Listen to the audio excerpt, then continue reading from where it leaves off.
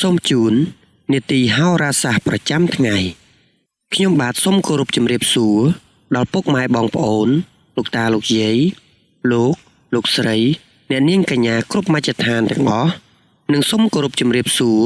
ដល់បងប្អូនដែលរស់នៅឯនាយសមុទ្រដែលតែងតែនិយមតាមដានសន្តាប់និងទស្សនា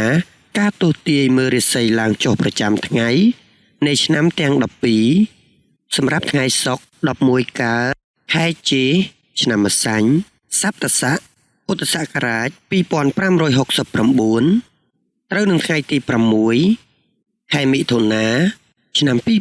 2025ជាបន្តបន្ទាប់ទៅនេះសូមធ្វើការតាមដានទស្សនានិងសន្តាប់ការទស្សន៍ទាយឆ្នាំទាំង12តាមលំដាប់លំដោយដូចតទៅឆ្នាំជូតនាមសត្វកណ្ដុរធាតុទឹកពងទេវតាប្រុសរាសីរបស់អស់លោកអ្នកនៅក្នុងថ្ងៃនេះស្រុតចុះលោកអ្នកច្រើនតែអត្តនោម័តចំពោះកិច្ចការងារទាំងឡាយដោយមិនខ្វល់ពីសម្ដីរបស់អ្នកដទៃឡើយទឹកចិត្តច្រើនដោយមានភាពមានះក្នុងការសម្រេចកិច្ចការរបស់ខ្លួនគួរតែមានព័ត៌មាននិងការពិចារណាឲ្យបានច្រើនមុននឹងឈានដល់ការសម្រេចចិត្តណាមួយរីឯបញ្ហាសេចក្តីស្នេហាវិញគូស្នេហ៍តម្រូវឲ្យបង្កើននៅការយកចិត្តទុកដាក់ចំពោះគ្នាទៅវិញទៅមកឲ្យបានច្រើនឆ្នាំឆ្លូវនាមសត្វគោធាតុដីពងមនុស្សប្រុសរាសីរបស់អស់លោកអ្នកនៅក្នុងថ្ងៃនេះស្រុតចុះការធ្វើដំណើរទៅទីជិតទីឆ្ងាយគួរគប្បីមានការប្រយ័ត្នប្រយែងឲ្យបានខ្ពស់លោកអ្នកអាចនឹងបាត់បង់លៀបដោយសារតែសម្ដីបញ្ហាស្នេហាត្រូវមានការយល់ចិត្តនិងអធ្យាស្រ័យចំពោះគ្នាឲ្យបានច្រើននិងជៀសវាងនៅសេចក្តីថ្នាំងថ្នាក់ផ្សេងចំពោះថ្ងៃនេះមិនគួរគប្បីបណ្ដាក់ទុនណាមួយឡើយព្រោះអាចជួបការខាតបង់ទ្រព្យធននិងមានការសោកស្ដាយនៅថ្ងៃក្រោយផងដែរឆ្នាំខាលនាមសត្វខ្លាធាតុឈើពងយក្សស្រីរាសីរបស់អស់លោកអ្នកនៅក្នុងថ្ងៃនេះឡើងខ្ពស់ត្រដែតព្រោះទឹកចិត្តរបស់លោកអ្នកប្រកបទៅដោយសេចក្តីរាប់អានច្រើនការធ្វើដំណើរទៅទីជិតទីឆ្ងាយរបស់លោកអ្នកប្រមែងមានការទទួលរាក់ទាក់ពីសំណាក់ញាតិមិត្តជិតឆ្ងាយយ៉ាងកក់ក្ដៅចំពោះការប្រកបរបររកទទួលទានផ្សេងបានផលបង្គួរតែប៉ុណ្ណោះរីឯបញ្ហាសេចក្តីស្នេហាវិញគួរតែបង្កើតអនុស្សាវរីយ៍ល្អៗជាមួយគ្នាបន្ថែមទៀតដើម្បីសេចក្តីសុខរៀងៗខ្លួនឆ្នាំថោះនាមសត្វទន្សាយធាតុឈើពងមនុស្សស្រីរាសីរបស់អស់លោកអ្នកនៅក្នុងថ្ងៃនេះស្រុតចុះលោកអ្នកច្រើនតែអត្តនោម័តចំពោះកិច្ចការងារទាំងឡាយដោយមិនខ្វល់ពីសម្ដីរបស់អ្នកដទៃឡើយទឹកចិត្តច្រើនដោយមានភាពមានះក្នុងការសម្រេចកិច្ចការរបស់ខ្លួនគួរតែមានព័ត៌មាននិងការពិចារណាឲ្យបានច្រើនមុននឹងឈានដល់ការសម្រេចចិត្តណាមួយរីឯបញ្ហាសេចក្តីស្នេហាវិញគូស្នេហ៍តម្រូវឲ្យបង្កើននៅការយកចិត្តទុកដាក់ចំពោះគ្នាទៅវិញទៅមកឲ្យបានច្រើនឆ្នាំរោងនាមសត្វនាគធាតុមាសពងទេវតាប្រុសរាសីរបស់អស់លោកអ្នកនៅក្នុងថ្ងៃនេះល្អជាមធ្យមរាល់ការបំពេញការងារផ្សេងនឹងទទួលបាននៅជ័យជំនះដែលឆ្លើយតបទៅនឹងការខិតខំប្រឹងប្រែងផ្ទាល់ខ្លួនរបស់អស់លោកអ្នកការធ្វើដំណើរទៅទីជិតទីឆ្ងាយរបស់អស់លោកអ្នករមែងមានការរាក់ទាក់ពីសំណាក់ញាតិជិតឆ្ងាយយ៉ាងមានភាពកក់ក្ដៅចំពោះការប្រកបរបររកទទួលទានផ្សេងបានផលបានផ្លែផ្កាបន្តិចបន្តួចតែប៉ុណ្ណោះរីឯបញ្ហាសេចក្តីស្នេហារបស់អស់លោកអ្នកវិញគួរតែបង្កើតអនុស្សាវរីយ៍ល្អៗជាមួយគ្នាបន្ថែមទៀតដើម្បីសេចក្តីសុខរៀងៗខ្លួនឆ្នាំម្សាញ់នាមសត្វពស់ធាតុភ្លើងពងមនុស្សប្រុសរាសីរបស់អស់លោកអ្នកនៅក្នុងថ្ងៃនេះឡើងខ្ពស់ត្រដែតព្រោះទឹកចិត្តរបស់លោកអ្នកប្រកបទៅដោយសេចក្តីរាប់អានច្រើនការធ្វើដំណើរទៅទីជិតទីឆ្ងាយរបស់លោកអ្នកប្រមែងមានការទទួលរាក់ទាក់ពីសំណាក់ញាតិមិត្តជិតឆ្ងាយយ៉ាងកក់ក្ដៅចំពោះការប្រកបរបររកទទួលទានផ្សេងបានផលបង្គួរតែប៉ុណ្ណោះរីឯបញ្ហាសេចក្តីស្នេហាវិញគួរតែបង្កើតអនុស្សាវរីយ៍ល្អៗជាមួយគ្នាបន្ថែមទៀតដើម្បីសេចក្តីសុខរៀងៗខ្លួនឆ្នាំមមីនាមសត្វសេះធាតុភ្លើងពងទេវតាស្រី រិស័យរបស់អស់លោកអ្នកនៅក្នុងថ្ងៃនេះស្រុតចុះលោកអ្នកច្រើនតែអត្តនោម័តចំពោះកិច្ចការងារទាំងឡាយដោយមិនខ្វល់ពីសម្ដីរបស់អ្នកដទៃឡើយទឹកចិត្តច្រើនដោយមានភាពមានះ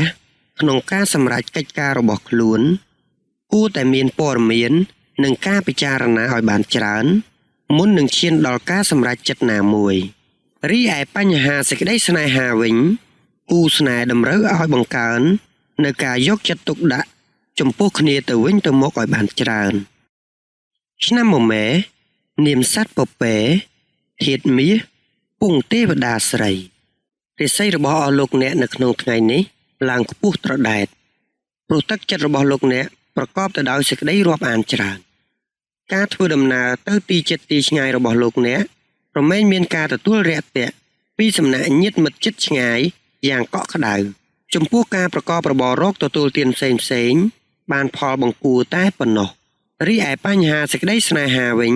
គួរតែបង្កើតអនុស្សាវរីយ៍ល្អៗជាមួយគ្នាបន្ថែមទៀតដើម្បីសេចក្តីសុខរៀងៗខ្លួនឆ្នាំវោក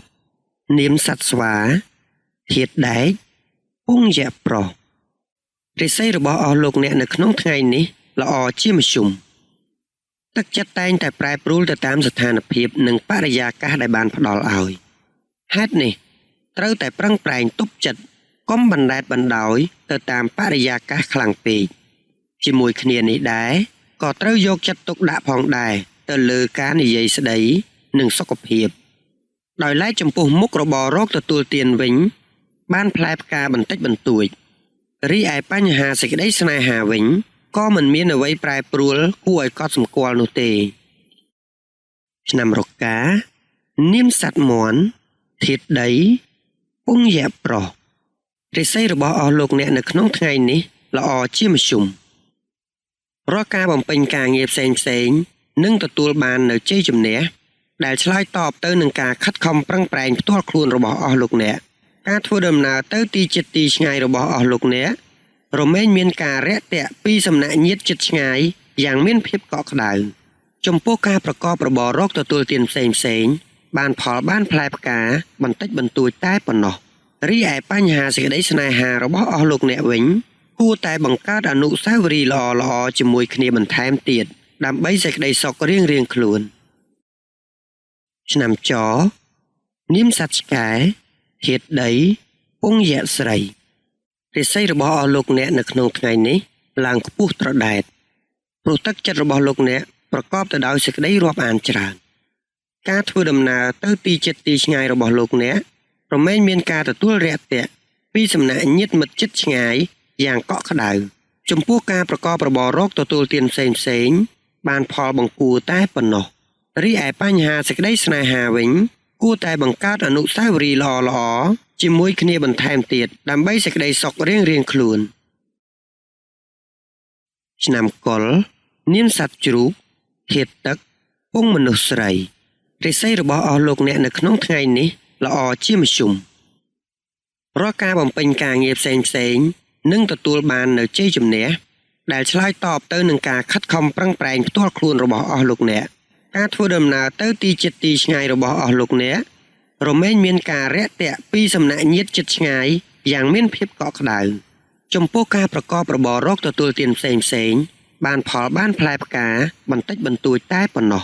រីឯបញ្ហាសេចក្តីស្នេហារបស់អស់លោកអ្នកវិញគួរតែបង្កើតអនុស្សាវរីយ៍ល្អៗជាមួយគ្នាបន្ថែមទៀតដើម្បីសេចក្តីសុខរៀងៗខ្លួននេតិហោរាសាស្ត្រប្រចាំថ្ងៃនៅពេលនេះក៏បានឈានមកដល់ទីបញ្ចប់ខ្ញុំបាទសូមថ្លែងអំណរអគុណដល់ពុកម៉ែបងប្អូនលោកតាលោកយាយលោកស្រីអ្នកនាងកញ្ញាគ្រប់មជ្ឈដ្ឋានទាំងអស់ព្រមទាំងបងប្អូនដែលរស់នៅឯនេះសមុទ្រដែលបានចំណាយពេលវេលាដ៏មានតម្លៃធ្វើការតាមដានទស្សនានិងសន្តាប់តាំងពីដើមរហូតដល់ចប់ខ្ញុំបាទក៏សូមគោរពជូនពរដល់ពុកម៉ែបងប្អូនលោកតាលោកយាយលោកស្រីអ្នកនាងកញ្ញាគ្រប់មជ្ឈដ្ឋានទាំងអស់ឲ្យជួបតែសេចក្តីសុខសេចក្តីចម្រើនការសម្បត្តិគ្រប់ប្រការធ្វើដំណើរទៅទីកន្លែងណាជួបតែសុខសុវត្ថិភាពទាំងពេលទៅនិងពេលត្រឡប់មកវិញនិងសូមឲ្យជួបតែពុទ្ធពរទាំងឡាយ4ប្រការគឺអាយុវណ្ណៈសុខៈពលៈកំបីឃ្លាតឡើយកម្មវិធីនេះនឹងវិលមកជួបពុកម៉ែបងប្អូន លោកតាលោកយាយលោកស្រី